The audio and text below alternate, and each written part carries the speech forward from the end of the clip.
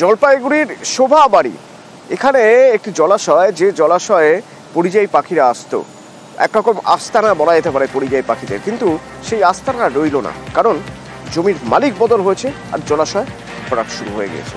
আমার সঙ্গে শান্তনু রয়েছে সরাসরি। শান্তনু, এই জলাশয় রাখা সম্ভব হলো না, জমির চরিত্র বদল করা যাবে না, মুখ্যমন্ত্রী বারবার বলেছেন, প্রশাসন, জেলা প্রশাসন কড়া নজরদারি করছে, তারপরেও কি করে হলো?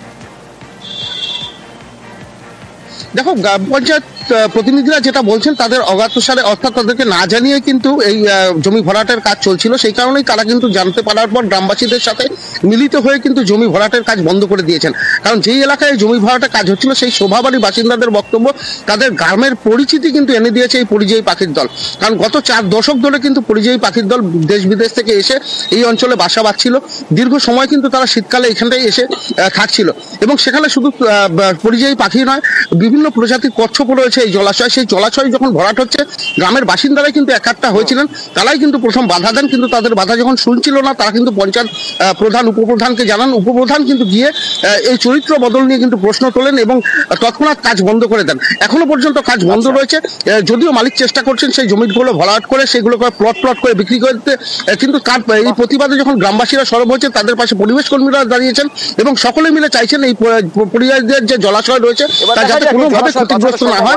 ধন্যবাদ। আমাদের জন্মের আগের থেকে এটা জলাশয়, এখানে বাইরের পরিযায়ী পাখিরা আসে, বিভিন্ন জায়গার থেকে লোক দেখতেও আসে এখানে।